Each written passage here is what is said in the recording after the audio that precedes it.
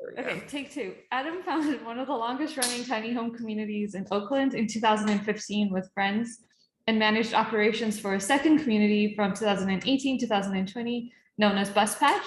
In 2018, he founded TinyLogic LLC with a mission to propel the proliferation of tiny home opportunities in the Bay Area.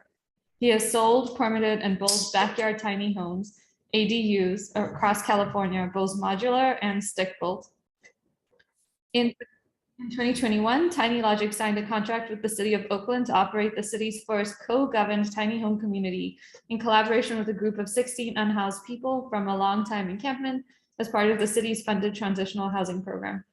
Adam managed 3 offices as operations manager for tenants' rights and racial justice nonprofit Cause Justa Just Cause from 2017 to 2018.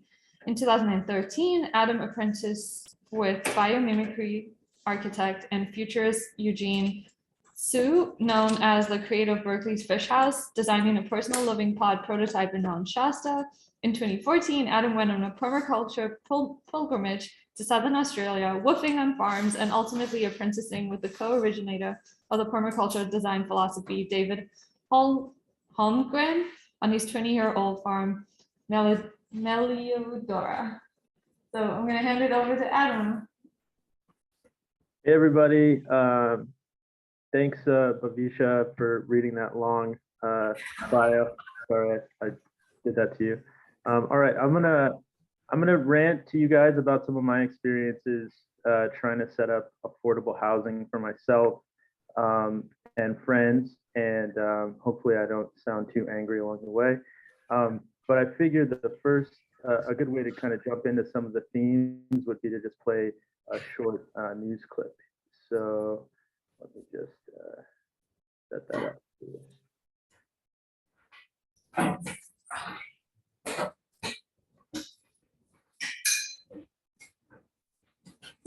Eco-friendly, off-the-grid trailer park you've probably never heard about. Stacks of propane tanks for cooking, solar panels for electricity, but because the people living here are not in compliance with Oakland's zoning regulations, there's a good chance this community could be kicked out of this lot for good. We ended up getting internet before we even got water because, you know, we're millennials. Adam Garrett Clark is the millennial MacGyver. We built this outdoor shower. 6 years ago, he spotted this empty lot in West Oakland and reached out to the owner with a plan.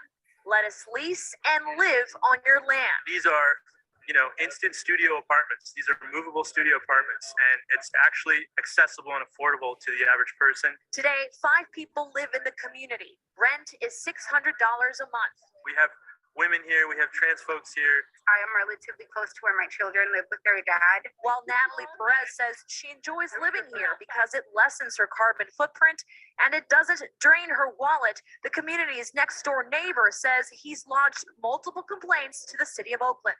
They have an open pit shower that the city hasn't addressed, you know, so right next to my foundation, there's an open pit shower. Scott's other grievance, the porta potty outside of his window. That's pretty unpleasant. I mean, I'm sure that you wouldn't like 2 portalets right next to the window that you use this is the way that the breeze comes, you know? Garrett Clark says the city has fined the landowner up to $5,000. The zoning law that says that you can't have an RV park here. Why? This is a perfect space for an RV park. Garrett Clark says the city has given the community until Thursday to move out, which he has since appealed. If the city wants to throw up a bunch of high rises and make those actually affordable, that's great. But until they do that, let people create their own housing. Sometimes you got to chase what you can do, you know?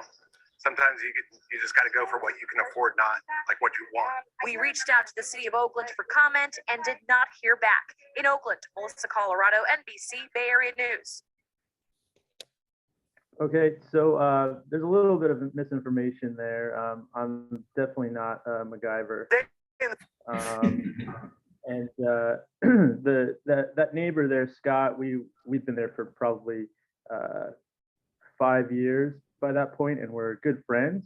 And then he kind of, you know, he never really liked our presence there, and you know, created some misinformation about our impact there, which I'll get into. But that kind of touches on some of the the power dynamics of homeowners versus tenants and utilities and stuff like that, porta potty. So anyway, I wanted to kind of start by just kind of giving you a little sense of my starting point with all this. I wasn't as smart as you folks, who I understand are mostly engineers and scientists. I got a very unpractical degree in journalism, and with the recession, moved from New York City trying to be a reporter back home to the Bay. And while I was looking for a real job, I got on a pedicab and ended up doing that for about 7 years. Fell in love with the lifestyle of pedicabbing in San Francisco. But you only make on a good year about $30,000, and so you really need to have an affordable place to live. So along that journey, oh, there we go. I got really into permaculture, and you can stop me if you guys already know about permaculture, but I figured it's relevant to this subject matter.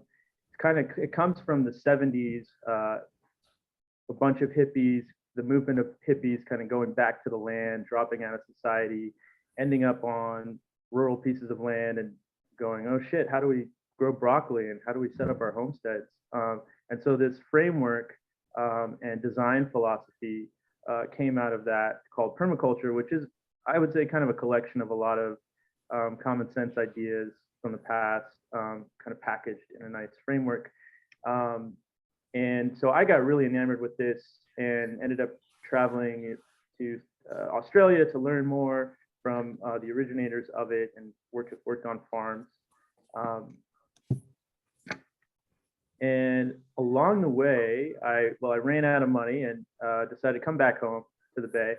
But I really fell in love around this time with tiny homes on wheels. And this is a picture of Jay Schaefer, who is the originator of the modern tiny home on wheels. And as the legend has it, he was up in Sonoma County.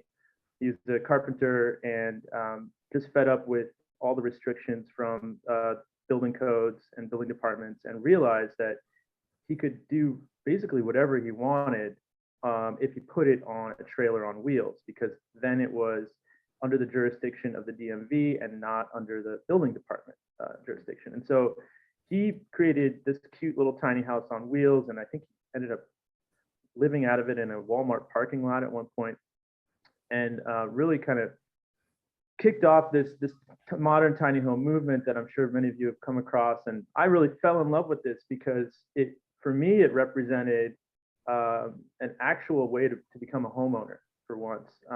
In California, it's really hard to do. The mythology around tiny homes is that you could build one for like $10,000 and it could be custom made. And just this idea of its flexibility offering stability because you can really go anywhere with it. And so this quote is from a book called Real Estate, which is a wonderful book. And this one just stuck out to me. This is actually from a planning report in Massachusetts in 1939. So these ideas are not new, but it says, although the trailer was originally designed chiefly as a more convenient and cheaper mode of vacation shelter, many people are now using trailers as a permanent home. Statistics indicate that the city is faced with a housing shortage.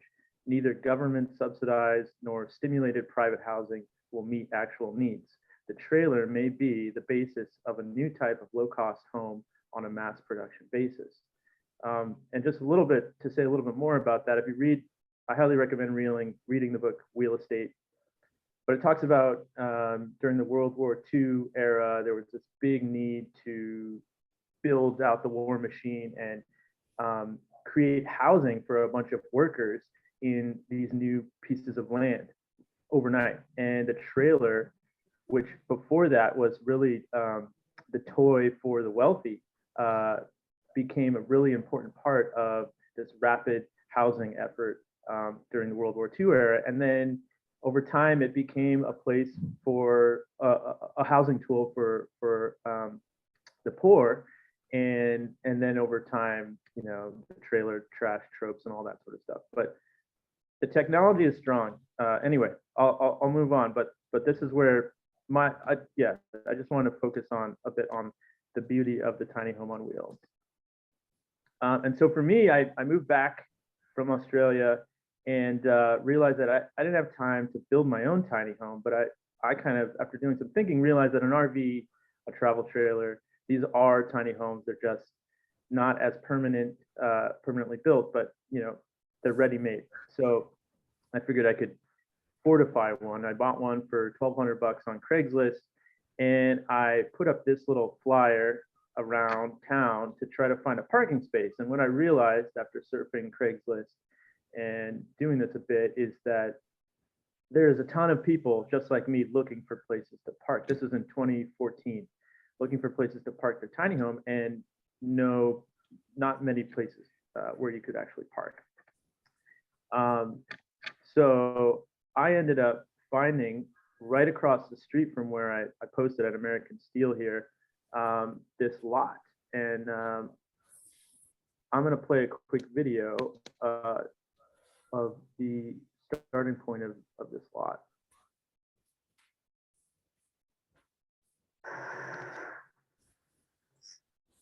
Those are all the crates for shipping containers. They just come in here.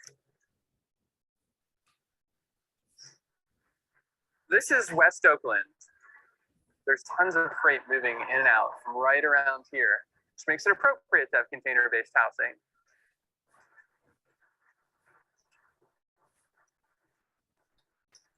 A generation ago, average home price was 1 to 2x your annual income. Quiet. We shouldn't have to live in the middle of nowhere to afford to build our own house. We should be able to do that in the middle of one of the most expensive cities in the world.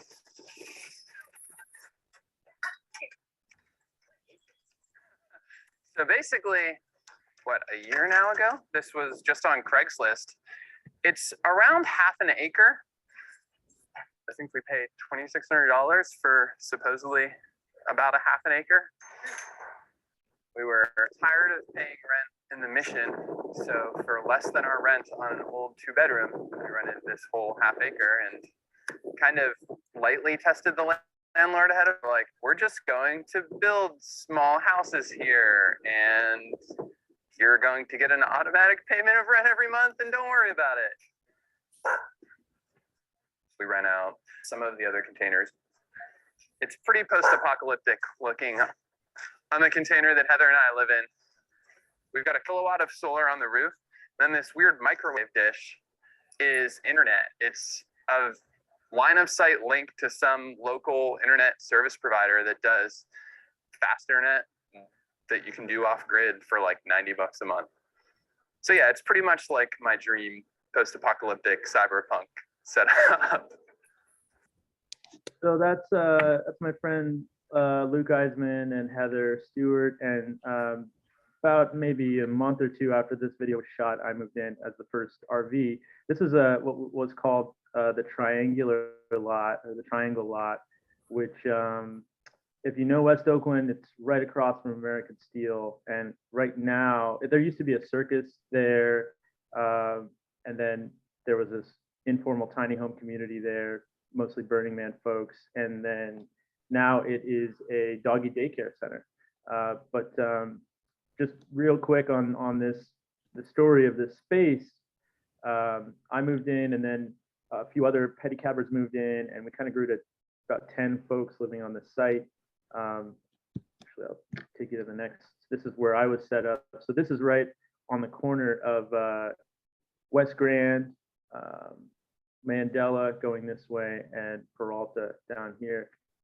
So I'd be in this little corner with my RV doing my dishes, and you'd see like rush hour traffic going by in this main intersection. This was totally off grid. We didn't even have a porta potty. I was paying $200 a month. And if I needed to use the bathroom, I needed to hop on my bike and ride down to the Emeryville Target. I had a gym membership. I was really just seeing how cheap I could go. This winter of 2014 to 2015, it was, if you remember it, it was super cold, very rainy. And I just had this like never ending Groundhog's Day. I remember of trying to fortify in my roof from rains, and then also the belly of my rig from rodents that just kept coming in, and that was just driving me crazy. And I remember experiencing, just the reality of how your environment affects your conception of yourself. I remember like being up on this ladder in the middle of the day trying to seal up my roof and seeing some, beautiful person ride their bike down the bike path alongside, and just thinking, wow, I'm just really living in public here. And it's just the idea around this time as well, a lot of meetings I was going to around, or conversations around tiny homes. The conversation always kind of conflated tiny homes with projects for homeless folks, chronically homeless folks. And I just remember really wanting to stress how I'm not homeless. I'm different. And then also maybe starting to consider the parallels between what I'm doing and the folks just on the other side of the fence in some cases. So this is the way that a friend of mine helped me figure out how to get water to the site. So this is my friend Mark, who is a pedicab builder, and he helped me build this trailer that can hold this 55-gallon blue barrel, and then downshift to the lowest gear. And I would ride this to my little sister's place, which was a few blocks away. I would fill it up with the hose, and then my dad helped me rig up a pump, and I would pump the water from the blue barrel into the tank in the RV, and then within the RV there would be another pump to circulate water to get water pressure. So we ended up getting that triangular lot ended up getting shut down. Code enforcement. This is what happens in a lot of these situations. Is code enforcement, when they find out, they start sending fines to the landowner. That puts pressure on the landowner to kick out the tenants. And if the landowner doesn't do anything, then the fines just keep escalating. Eventually, they will come in. The city will just put a lien on the property and or come in with trucks and clear the space, and then put the bill on the landowner's tab. So we ended up having about a month's notice to leave that site, and half of us moved to this site just a few blocks away, and that's where you saw the opening news clip. And so again, it's lease a vacant lot. This one had a lot of great sun exposure, and so every unit has its own little microgrid. So solar panels, lead acid battery bank, and a charge controller is really all you need. And we ran, I'll play the video again just so you get a sense.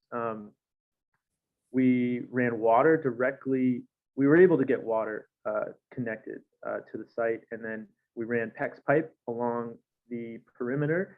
So every unit could have running water right to it. And since it's a soil-based lot, we would run gray water out into the ground, like a French drain type concept, or a California gray water code, get it under the ground, get it in a hole with some rocks so the water has a place to go. And then we purchased a porta potty to deal with the black water poop situation. Yeah, that's mostly what to say about that. So I want to get a little nerdy with you guys on off-grid energy. Really all you need is your battery, your solar panels, and a charge controller. And this is a more evolved system that we did recently. This picture on the left corner is a bunch of modules. It's a lithium battery system, 48 volts, and it comes from a Nissan Leaf electric car battery that I purchased just the battery online for, I think, around $2,000. And then a friend of mine who's there in the corner there, he helped me figure out how to repurpose all the modules into a 48 volt system. And then we bought a bunch of used panels online for probably another $1,500. So it's about 3 kilowatts of solar. It's going across 2 RV rooftops. And then it goes to this, the top right photo here, a 48-volt charge controller that also is an inverter that turns the DC power into 220 AC power. So the other quick thing to say is when you do this, after a few years of killing my batteries from draining them too much and not getting enough sun, I learned some things.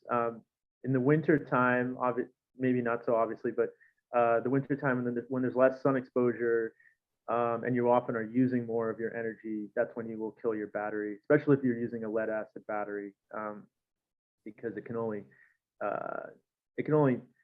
you can only discharge it up to half its capacity. And so what I learned is that a wind turbine is a great supplement because it's often blowing harder in the winter and it'll keep your battery healthy.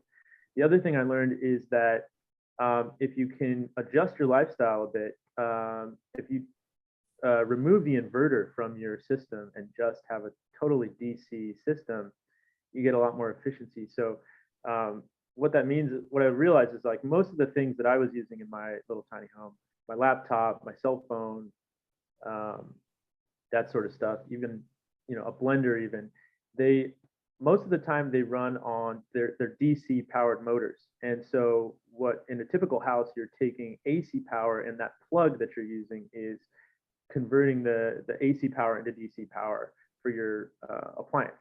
But in this off-grid context, your source is DC, and so you're having to usually turn it into AC with an inverter just to have that plug turn it back into DC. So if you just get a different plug or like a USB plug, or you know, you can get a laptop adapter, then it's just a more efficient system. The other thing too is that this site was a junkyard. And so if you dug anywhere, you would find little bits of car pieces in the soil. And there was heavy lead reports in the soil reports that we found out.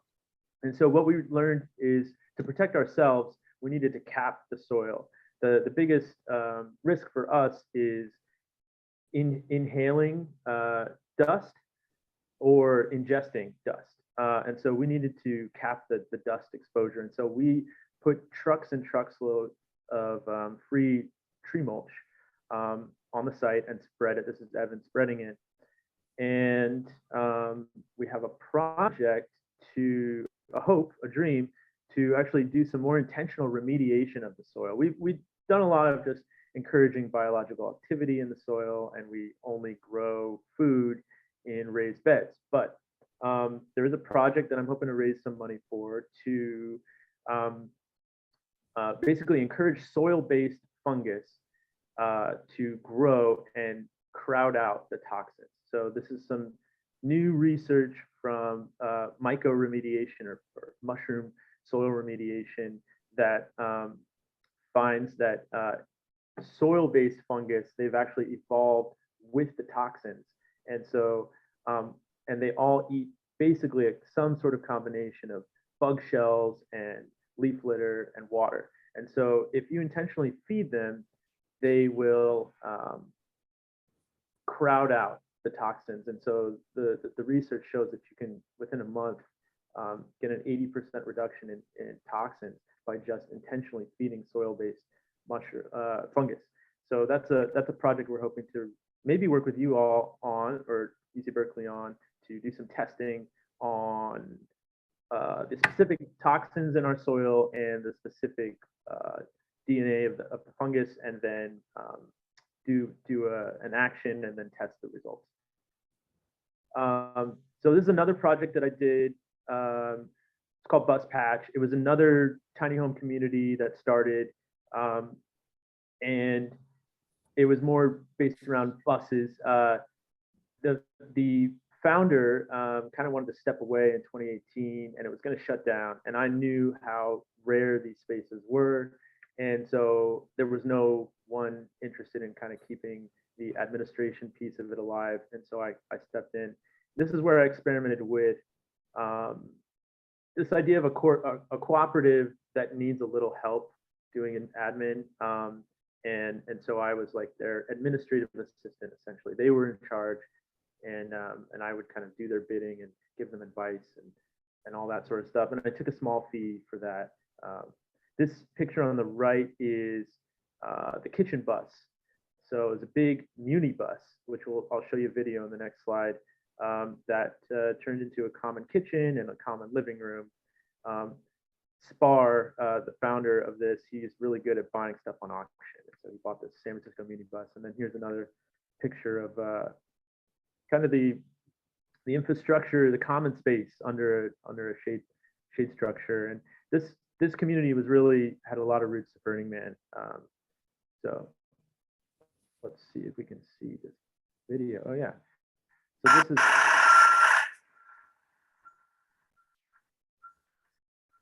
So this is that Muni bus, and this gets you a look at the Tetris game that was played a lot in the earlier days of this community, where people were kind of just like crammed in these various ways, and everybody needed to keep a set of keys. Everybody needed to keep a set of keys to on site, so that anybody could jump in and move around everybody else's rig to be able to get their space out. So when I came in, I kind of helped set up permanent spaces, redid the layout. Here's a video of Joey being very cool during one of our Tetris moves. Very tight space. The other interesting thing is that this lot, which is actually just down the street from the Moms for Housing squat that happened a few years later, this lot has two landscaping businesses on the other side of the lot. So it's one lot, but it's split in half. So you can see there on the left, there's two landscaping businesses, and then on the right strip of this lot is this informal tiny home community. So it's a bit interesting. Let's see here. Back in. The other interesting thing about this community was it was on a totally concrete lot. So dealing with the water outflow posed a problem. And initially, the setup was that folks would walk a blue barrel on a dolly down to a neighboring warehouse and fill it up with water, and then connect that to a pump that would pump into this little bathroom module trailer thing that Spar bought, with a shower and a toilet that wasn't used and a sink. And then the water coming out would just kind of go into this little like storm drain outflow that was on the property, but it would just spit out the storm drain onto the sidewalk and or onto the street rather, under the curb cutout. And so that was going to be a liability if neighbors found out. This is my image trying to show that we're sending gray water out into the street, and that's probably going to bite us in the butt later. So here's a video of me trying to explain the remedy to that situation. If we can get it to play. This is where the sink comes out. This is where the shower comes out. It all goes into the macerator pump and then shoots up here and into this IBC tote. And then originally the plan was for this to turn into a biofilter. We're going to put plants on the top, but we were also, to start, going to just have the porta potty guys come suck it out. But also, since it's just gray water, we have just been emptying it into the ground. We're just not on the ground, on soil here, so we just have to run a hose across the parking lot to the soil patch to do that. So that's been the short-term solution, and we never got to the long-term solution. That's actually a video for me sending to a guy who wanted to buy this on Craigslist. We had to shut this site down during the beginning of the pandemic. just because we had, again, we had some neighbor complaint issues and code enforcement on our back, and the landowner just kind of wanted to get out of it. So we had a 3-month shutdown at the beginning of the pandemic. But I wanted to kind of point out, since you guys are thinking about infrastructure, one of the big lessons that I've come across with a lot of this stuff is how costly it is to connect to utilities, specifically plumbing. And there's a great book called Pipe Dreams that just came out, which talks about how our infrastructure is aging, our plumbing infrastructure is aging. Not to mention the cost that it takes to connect, but just the fact that we all have these low flow appliances and these old lead pipes. There's a lot of clogging that happens. It's a very expensive infrastructure that will ultimately need to be rehauled. And I believe that the future is on-site wastewater treatment systems. And there is some openings in at least Alameda County Health Department. They have a little PDF on on-site wastewater treatment catchment systems and treatment systems. And this is a little plan that I was started to play with some other folks, to have a shower that's elevated above the IBC totes. And there is a lot of science around using bubblers and enough volume to process the water so that any sort of pathogens get kind of through time will be neutralized. And another great way to do it is with biofilters, as I mentioned, with soil, rocks, plants, to clean the water. And you can actually also do that with the poop.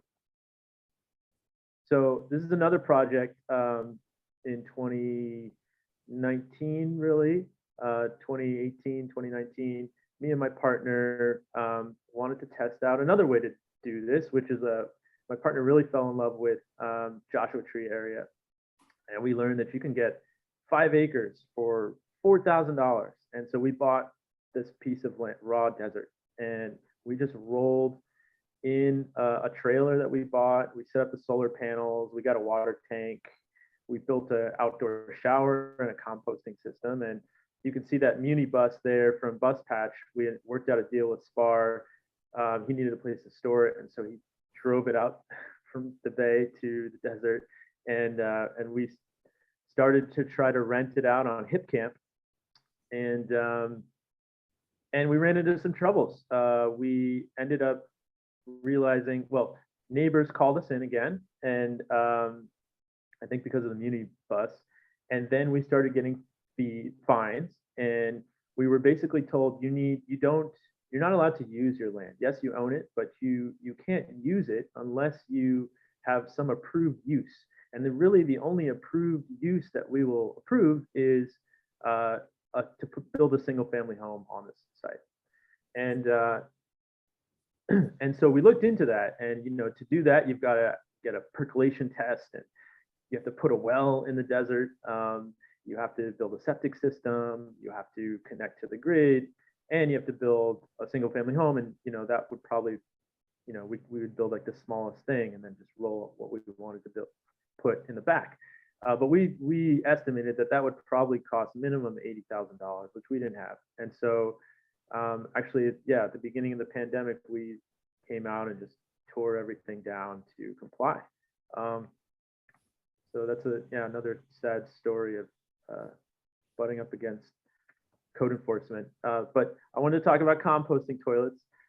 We built a 8x8 structure, which we call the watermelon room, and we split it in half and created a shower on one side, and then split the other half in half and created 2 little composting toilet situations. So it's a bench with a 5-gallon bucket underneath, and you fill it with cover material, sawdust or hay, straw, and do your business and more cover material, and Bob's your uncle.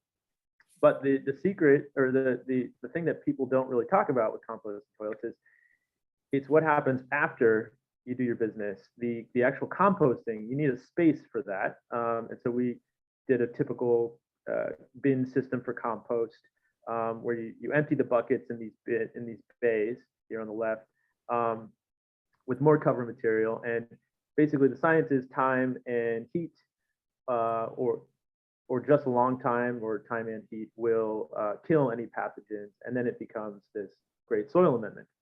And a quick story is we ended up our site.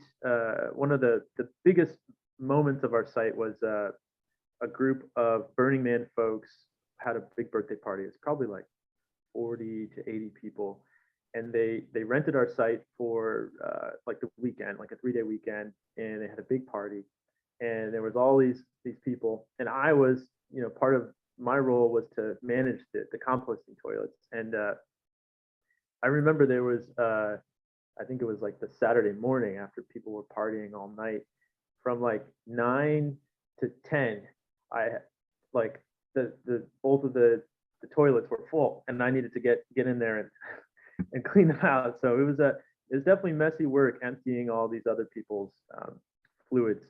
And one of the takeaways is, like, there is a lot of great science and merit to not flushing our nutrients down the toilet, and then ultimately it gets hit with a bunch of chemicals, and then ultimately the solids end up going back onto land way down the line. It's much smarter to actually compost those nutrients and get them back onto the land, and not use so much water and so much cost. But the issue is that it's just not, it requires a lot of skill. There's a lot of potential for failure, and it just doesn't make sense for everyday people to do it. So I think there is a design problemtunity there to come up with something that can compete with the flush toilet, but isn't as costly and bad for the environment. And I think Bill Gates is working on one that will convert your poop into energy and water, but it costs a lot of money to make, but maybe someday soon. The other thing I got into around this time was just trying to sell and build and permit, these are unpermitted ADUs, backyard tiny homes. This is one in San Carlos, or San Bruno rather. And this one's interesting because we built it unpermitted, and then an inspector kind of just decided to come by and was like, well, it's okay, it's under 120 square feet, so you don't need a permit, but we don't like the location, so you actually need to move this basically 20 feet into the back, because we're saying that this isn't the backyard. This is on a corner lot, so it's arguable that this is the backyard. But so we ended up having to disassemble. That's what this video is. We're sawing the roof into 3 parts and disassembling it, and we basically had to move it 20 feet over into the back. It's kind of crazy.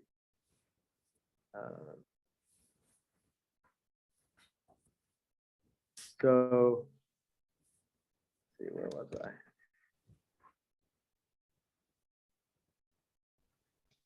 The other thing I did,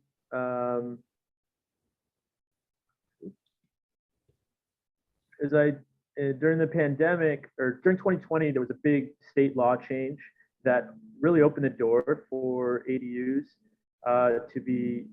Before 2020, there was so many restrictions in every city for putting in a backyard tiny home or an ADU, accessory dwelling unit, in the back. And so there was a big state law change that basically said, all right, this is the bare minimum that you need to adhere to for setbacks and parking and all of that to be able to put an ADU in your backyard. And you are legally not allowed as a city to restrict beyond this bare minimum. So there's a big rush right now, and the pandemic accelerated that, to install tiny homes or ADUs in backyards. So there's a rush. A lot of businesses startups are coming into this space, and I worked for one of them called Bay Modular. And so the Bay Modular's concept was again repurposing shipping containers. This one here is the smallest unit. It's a studio. The other thing I was going to say real quick is just that the pandemic, I think, accelerated this rush that was already there, because a lot of folks needed to, were at home, wanted to expand and have office space or house a family member. So my job was to basically do sales and screen potential properties. And one of the big takeaways, or one of the big lessons I learned, is like, the only way you can get these things in is through a crane or driving it into the back. And so there's quite a few properties that just don't have a drivable path, and they have power lines across the street. So you can't run a crane actually over a power line. So there's just I would say like maybe half of the properties that came to us were just not viable for a prefab ADU. And so those would have to be stick-built solutions where you go in with smaller equipment. But yeah, real quick on the concept, I think was pretty cool. These are containers. They were 40-foot containers that were sliced at 24 feet. And so that would be a module. And so picture two of those together side by side. That would be the smallest unit, a studio. And then three of those together would be a 1-bedroom. And then four of those together would be a 2-bedroom. And these were the offcuts. These were 16-foot offcuts from the 40-foot containers, and these would become these little office units. But since then, the containers are in such high demand because of the shipping backlog that I stopped working there, but I heard that the company is now having to pay for new containers, even though the concept is to like reuse containers. So, and then about a year ago, another project that I got into was to work with homeless intervention. So this is kind of coming full circle. I've kind of gotten over my classist bias of feeling icky about tiny homes and homelessness, and also I was never like didn't want to work with homeless folks. I just didn't want to be called a homeless person. Anyway, the story of this site or this project was that at Union Point Park, there was a long time encampment, and the park had this weird situation where it was, because it was right off of the water, it was controlled by the San Francisco Bay Foundation. And then it was also controlled by the city of Oakland. And so the San Francisco Bay Foundation said, hey, Oakland, you've got this gnarly encampment. It's a big problem. We're going to give you till the end of February to shut this thing down. And if you don't, we're going to fine you $6,000 a day. And so Oakland was stuck because they had to clear the site, but they also couldn't clear the site because there was a pandemic, and the CDC had barred any encampment enclosures. So legally they were stuck.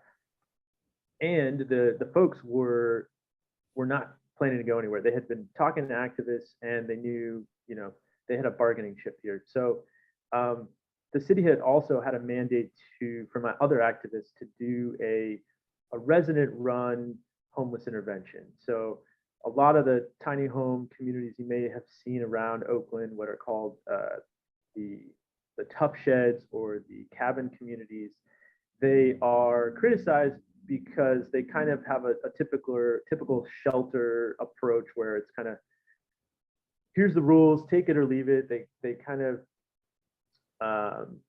they remove a lot of the agency from the folks, the participants, and can sometimes be abusive. And so the reaction to that is a model called self-governance or co-governance that's really been pushed forward in Portland, or all over Oregon rather, and Washington, where the residents are doing more of the operations of these sites, and they are helping build them. And so I got brought in because I was a nerd about these types of programs, and had done some work with the city on another failed attempt to do a homeless intervention before the pandemic. And so I kind of became their facilitator to help them set up this process to manage their own tiny home community. They ended up living in hotels for most of last year, and then just early this year in January moved into a site right by the lake. So you may have seen it. It is off of East 12th Street, and there's actually two programs on this big piece of city land. So our program is 16 units, and these are what are called pallet shelters. So this comes from a company out of Washington that was designed by formerly homeless folks and built by formerly homeless folks. It's pretty nifty. They come flat packed. They're basically structurally insulated panels that get erected in a day. They have a heater inside, a light, and a couple plugs. And these are 8 feet, roughly 8.5 feet by 8.5 feet, so about 64 square feet on the inside. And then next door is another site that is it's similar, the same housing units. It's 55 units, and it's run like a typical model by a big nonprofit. And it's just designed to be a space to absorb folks who are camped out in the immediate area. Whereas this site, which we call Union Point on the Rise, is for the folks that were camped out at Union Point, and it's co-governed, as I mentioned.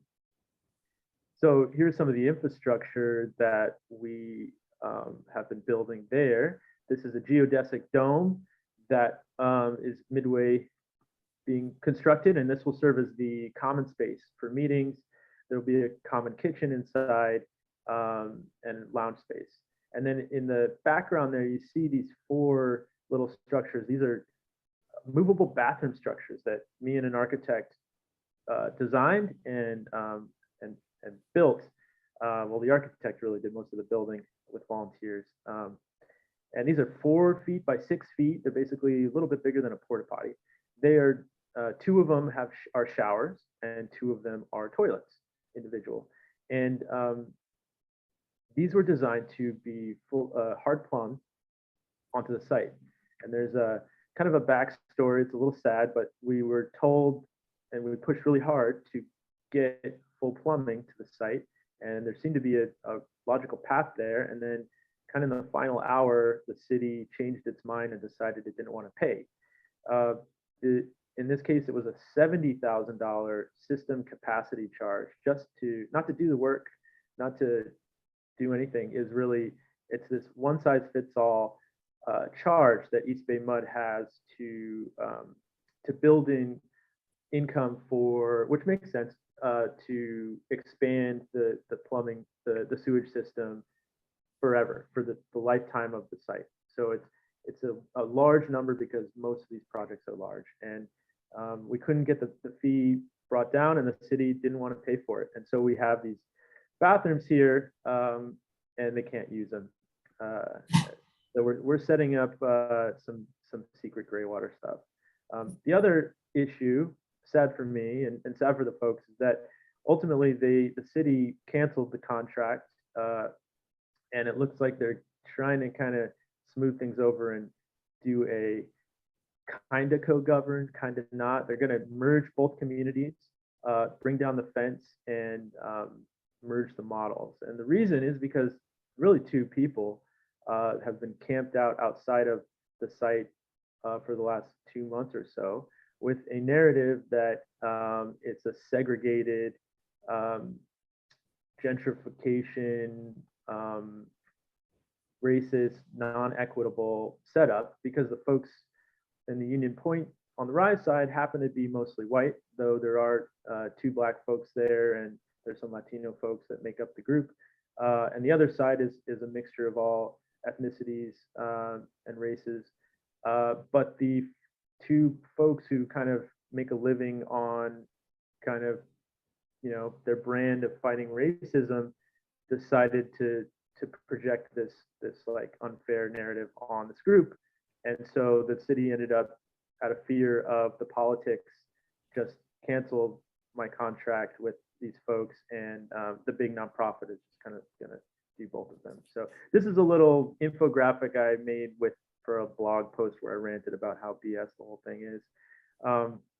I think it's interesting though, from my perspective, because I consider myself an activist and a homeless advocate, and I agree with a lot of all the perspectives, but they're all in tension, in the idea, that too much money is spent on homelessness. There's a lot of people that feel that tiny homes are sheds and they're not a humane place for folks, but they kind of ignore the costs that go into traditional housing. So anyway, the other thing to say about this infographic is that the concept for the co-governed was that the residents, which is this group of people here, are in the driver's seat. TinyLogic, my organization, was in the passenger seat, kind of giving them directions and counsel. And the city of Oakland is in the backseat driving. And then, the activists are kind of blocking the road. And yeah, so back to the project that I kind of started the news clip with. We were in the news a lot lately because we've been hit by code enforcement. We're not leaving yet. We've got a lot of fines on us, and luckily some other folks were in our situation, and there was kind of a slow, maybe 2-year conversation that was happening within the city about, hey, we do probably need to rehaul these blight codes that say that you're not legally allowed to live in an RV on private property, and these zoning restrictions that say that you can't set up an RV park basically anywhere. And so I think they kind of pushed that conversation along. It was a long conversation. I was lucky to be included in some ways. I would be called by the mayor's former planning department official who started working with the mayor, Darren Ranaletti, who may speak with you guys at a later date. He was really thoughtful in reaching out to me and some other folks about this potential law change. And what ended up passing, and is now the law in Oakland, is they created a new category for a vehicular residential facility. So you can now legally live in an RV, a travel trailer, or a tiny home on wheels. But the biggest opening is really for backyards. So now if you do have a backyard in a single family home in Oakland that you can roll a house into the back of, you can do that legally. People are doing that already, but you're not going to be hassled anymore. If you want to rent it out, you do need to connect to the plumbing and the electrical. But I believe that is, I think, very a great possibility. And a friend of mine actually in Portland is doing that. He's got a company called Tiny Hookups, and he is, for I think it's $10,000 to $20,000. You can create basically an RV hookup in a backyard, and then I think that the dream is then you can roll these really well-made homes designed for permanent living, so not RVs, but a tiny home on wheels, and create affordable housing. I think the math is a pretty decently priced tiny home right now costs about $40,000, and you say another 15 to develop the infrastructure. That's like $55,000 for a unit, compared to, I think people are saying now it costs $200,000 to build a traditional unit in a traditional way, a fixed property. And then for us, a community, we basically can become an RV park, and we don't have to adhere to the full RV park requirements from the state, which are very costly. And there's no zoning restriction anymore. But to do it, you need to be a nonprofit. So we formed a nonprofit called Neighborship, which will take over a lot of the work that TinyLogic has been doing. And we're trying to raise money. We got to raise a lot of money I kind of gave up on this idea of trying to create a market-based approach to this. So we really can't do this as a for-profit model, and I don't know if it's possible, but we do need to somehow come up with the money to develop the site. Well, the main thing we have to do is put in a sewer line, and then we'll probably put those movable bathroom structures on there so that we don't have to get a lot of building department costs and put a foundation and all that. But we have to put in a common bathroom for the site.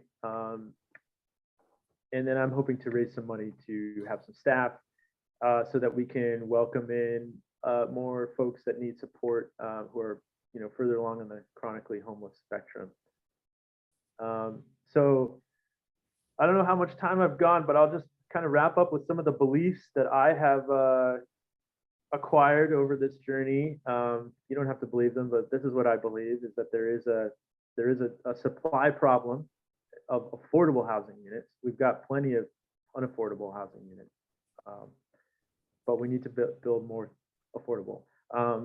Connecting vacant land to utilities, mostly plumbing, is extremely costly. And that's kind of one of these costs to build that people don't, I feel like, talk about enough. And then there's also this tension between the idea that like everybody deserves a certain baseline standard, and I agree, we all deserve the best.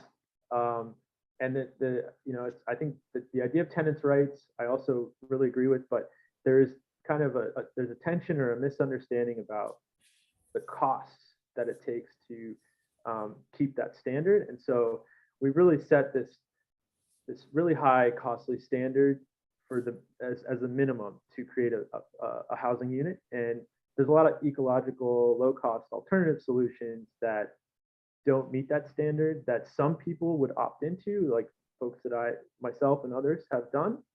But we would, we can be framed as, or anybody who's operating a site like that can be framed as a slumlord and be shut down. So I think that's a tension. And then I throughout this journey, I really kind of had to re-examine my starting points and my defaults on poverty, on blaming the morality of poverty, and blaming myself, blaming others for being poor or in their situations. And I think that's a big part of our culture. And there's a great piece called Busted by On the Media, where it's like a 5-part podcast series that I highly recommend, where they just break apart all of the poverty myths in America. It really opened my eyes. And I think a lot of our default anti-poverty culture is at the heart of our zoning restrictions, and a lot of the NIMBYism, the not in my backyard reflexes that keep affordable housing out and create these paywalls.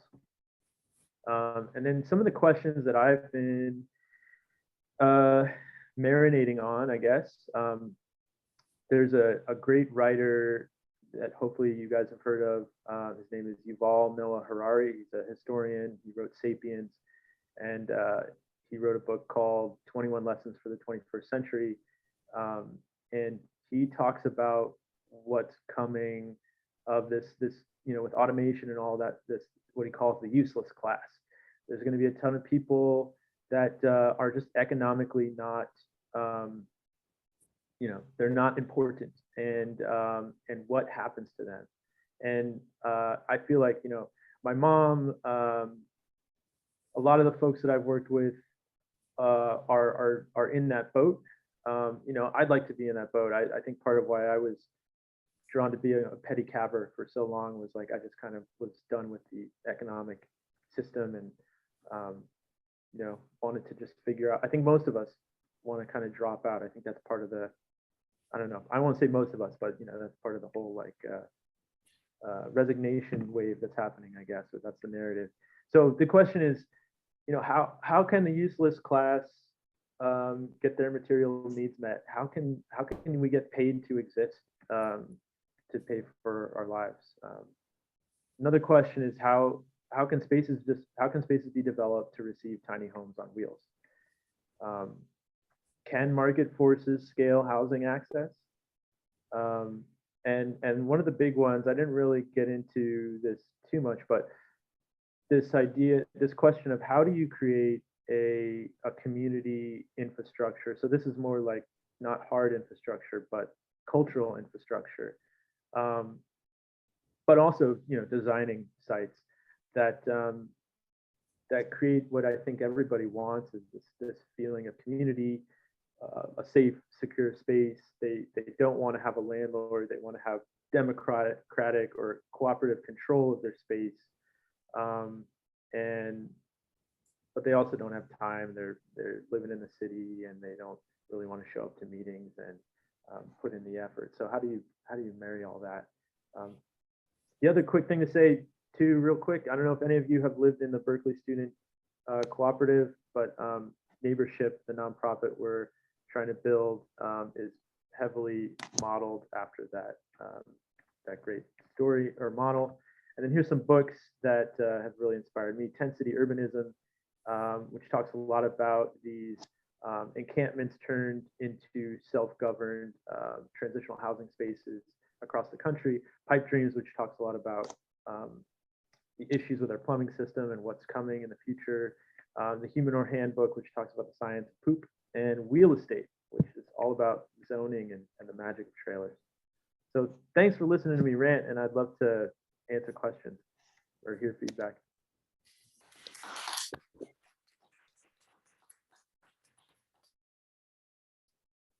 Adam, thank you so much. I know there's a lot of applause. Just from the few folks, I hope you can hear me, just from the few folks who are in the room, there was a lot of copious note taking and I think a lot of interest in what you just worked on, what you're sharing. And so thank you for just your time. And yeah, I guess, does anybody have any questions for Adam with the few minutes we have left? Go for it. Thank you for the presentation, it's very interesting.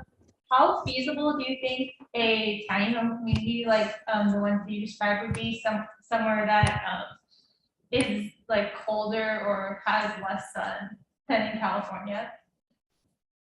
Oh yeah, that's a great question.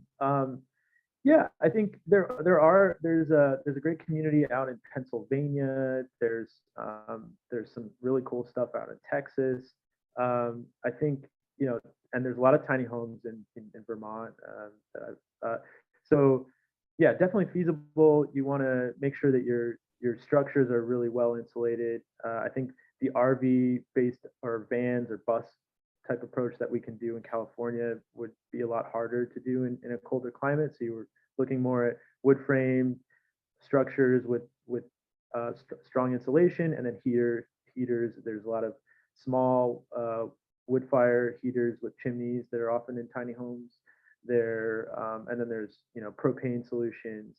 The other thing I guess I didn't talk too much about, but there's like a standard wisdom with off-grid living, which is you don't create energy with you don't create heat with electricity. This is so you want to use for your cooking and your heat, you want to use propane or wood, and you want to save your electrons for charging your phone and your lights, because it's very inefficient to have an electric heater. So, but you asked about sun exposure. Yeah, so that's a thing. You got to figure out how to tie into the grid, I would say, and run electrical conduit. But again, you can do, if you figure out a propane solution for your heat and your cooking, you don't need much electricity to power a home. Great, thank you.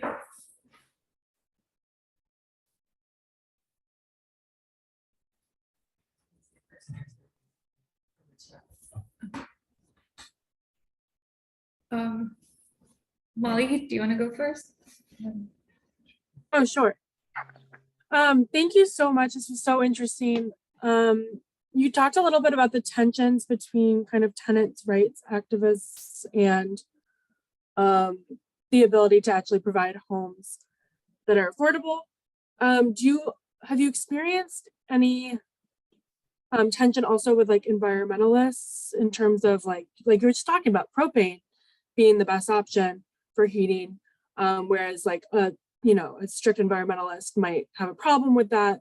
Also, separate question, but maybe related, 3D homes, is that something that you have worked with or have experience with or thoughts? Yeah, that's great. That's a great point. Yeah, my friend Taylor, actually, who's helping me set up the lithium system, he is a big anti-gas person and really rails on the propane use. And I just, you know, I think he just doesn't appreciate the practicality of it. I'm also, you know, the environment. I consider myself a strong environmentalist as well, but I think there's trade-offs, and I think there's just a lot of practicality to that. But yeah, you're right. It is an issue, that it's a tension there.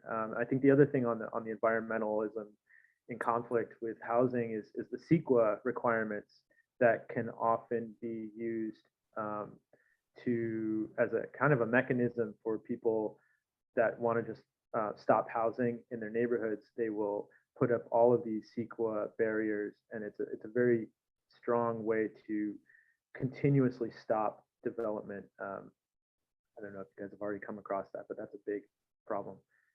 And then you asked about 3D printing. Yeah, there's a great model called Community First Village out in Austin, Texas. It's like a 300 space tiny home wonderland. And 80% of the folks that live there are chronically homeless folks, and 20% are not. And I toured it right before the pandemic. They had, I think the company's called Icon out there doing 3D printed homes on the site. They also have a bunch of spaces for RVs and various forms of tiny homes, but they were 3D printing homes. I think it's cool. It requires a lot of space. It's, I think, hard to do. I'm really interested in the infill potential of tiny homes. So, you know, filling in backyards or vacant lots in the urban core, because I think that's where people want to live. And I think that is hard to do I'm not an expert on 3D printing, but when I watched it out in Austin, you know, the big machines, they need a lot of space to move around. And they use a lot of concrete, going back to the environmentalism piece, which is not so good for the environment. But it's an interesting technology for sure. Thank you. Yeah, thanks. First of all, thanks so much, Adam, for your presentation. I was really especially curious about that last question that you posed as far as social infrastructure and community agreements that you've seen develop in these spaces. And I'm particularly curious if you've seen ways that that's unfolded. I guess for one, like you mentioned, with community buy-in to maintaining these spaces, especially for short-term residents, but also for, I'd say, like addressing conflict when it arises, especially reflecting on lessons learned from the co-governance space in Oakland that you referenced. Yeah, this is like such a juicy set of subject matter that you know, I'm kind of obsessed with, and I feel like I've just failed at, and it's like a deep curiosity for me. It's just like, you know, another way of phrasing this is just like, how do you get a group of adults to work together on a common, you know, set of ideas? And I think some of the early lessons, I mean, one thing is restorative justice. I did a mediation course a couple years ago, and I learned a bit about restorative justice. And there's a lot of work done in schools that seems to be really effective. And I haven't really seen it. I think there's a lot of potential in homeless transitional housing spaces, and I was hoping to do that at our program. And then also in these communities that I call like for broke hipsters as well. So I think developing a more of a framework around, there's a community that they do a weekly governance meeting, and then they have a weekly heart circle meeting where it's a space where they can do trainings and, you know, explore like white supremacy and patriarchy, but also like can just be a free for all where people can explore certain interpersonal dynamics that are popping off in the community. That seems to be a great approach.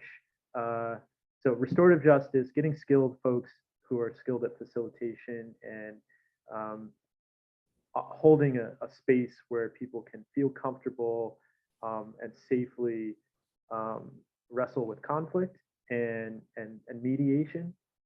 And then what I learned with the Union Point on the Rise project was that it's really important to have somebody bottom line the meeting, especially if it's not, a big hard part is like getting the culture to be to show up and engage in a meeting. And so for me, like one of my biggest roles was just to always show up every week on Tuesday at 2:30 with a bunch of fried chicken.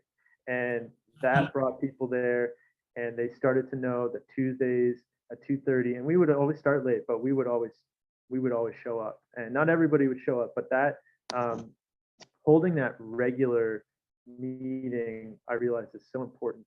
And I've seen a lot of the communities that I've seen work really well. They have that culture of people showing up week in and week out. The hard thing is though, it can be a lot to ask of folks in any context. So yeah, hopefully, I don't know if that answered your question. Thank you. Jesse has a question in the chat. Oh yeah, I'm not too sure if this is a dumb question, but I have always wondered why mobile homes and homes on wheels, RVs, tiny homes, are seen as separate structures, one being accepted and the other not. Yeah, that's a great catch, great question. Yeah, it's not a dumb question. Yeah, so there's, I guess the way it goes is, I think in the 70s, they changed, there's like 3 different categories, and there's mobile homes and there's manufactured homes, and then I guess there's RVs. And the difference between a manufactured home and a mobile home is just like when it was built. It's really arbitrary designations that they have to do with the history of this technology, really. So I guess if I can wrap up the history in a nutshell, it's basically I kind of started to tell you about the World War II effort, and then it became in the 50s, 60s, it became this great solution for affordable housing, and then then the trailer trash stuff kind of came out in the 70s, and so this is another really interesting thing is that in the 30s, when travel trailers first came out, again, they were for the wealthy, and the who's who of America had them.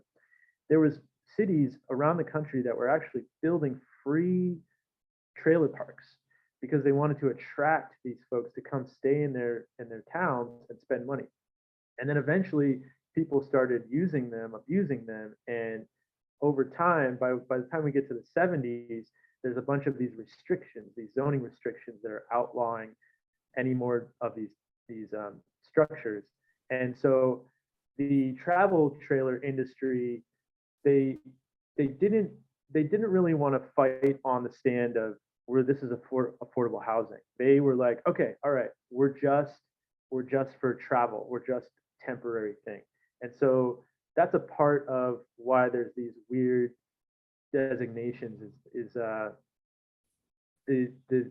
travel trailer industry, or the trailer industry, really leaned into designating themselves as temporary, and then that meant that there was zoning restrictions so that you can temporarily use these structures and places, and then that kind of led to creating the way zoning works. I kind of learned this is that they have these housing categories, and so when you go to them and you say, how can I live legally in my RV, they go, well, it's not a category in our system.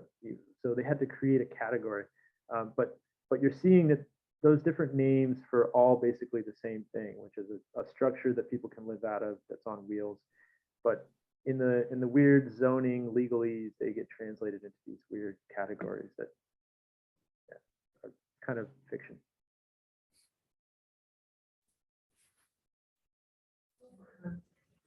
Thank you so much for your presentation. I really enjoyed it. A question I had was, I know that there's like also a lot going on right now, especially like more like the glamorized side and like of like tiny homes and like living in like mobile homes. So I was curious like if that has had a positive or negative or kind of mixture of an impact on the movement of making this more for like affordable housing and those living in poverty? Yeah, that's a great one. Great question. Yeah, I think there's a lot of folks, especially in Oakland type contexts, that get really turned off by how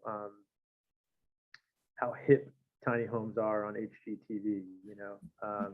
And you know, the reality too is that a lot of these homes right now, they cost like $100,000 to make.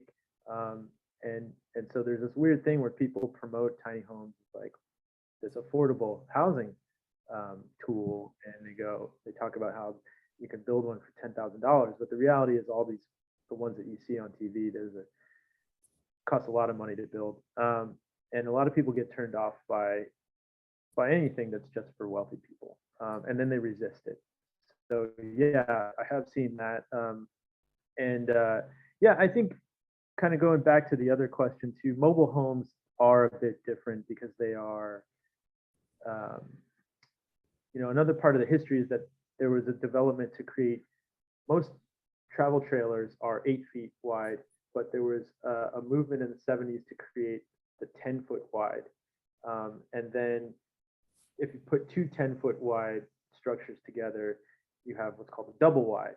And so that's mobile homes are operating in that space. They're usually double wide structures that roll onto big rural pieces of property, and then get connected together, which is a different animal than you know, a trailer that's an 8-foot wide structure.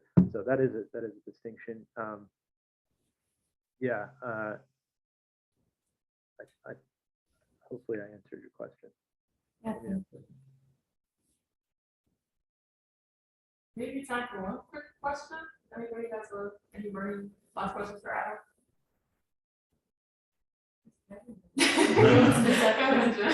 Okay, another question I had was kind of how to find the balance of like finding locations for these communities. In like, I know you're talking about like how the soil is contaminated, or like if there are like lots available, but there's like really bad like air quality in those locations. Like, how do you like determine that balance, I guess? Yeah. I think what we learned with our desert project was, if you buy or a lease, and you know, same with the Oakland situation, is the idea of getting just totally vacant land is really a dumb idea. You really, because of the costs that it takes to create a new house now and connect to the grid, and those costs weren't there before when a lot of the structures were built.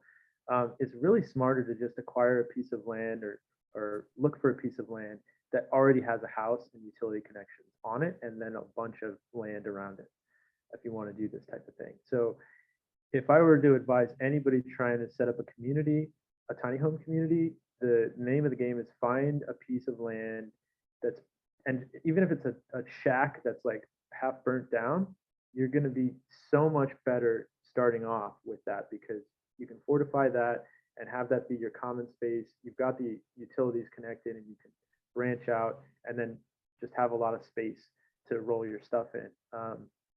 Yeah, I think that's the main thing. And then you want to think always about access to get in. You want to think about driving in and then having places to park. And then, you know, our site had a courtyard so that there's always, every unit could come out at any given time. That's really important. And then having a common space is really important. So you want to think about that. Awesome. Well, thank you again so much, Adam, for your time, for your wisdom, for just, your experience is really great. We'll definitely be in touch. But yes, again, join me one more time in thanking Adam for sharing with us. Thanks, guys. Thanks for listening to me. Take care. Thanks, Adam. Bye, everybody.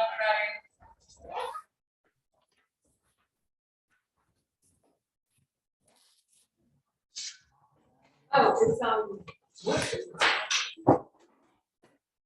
6 5. 6 4. Yes. Okay. All right. Okay. I'm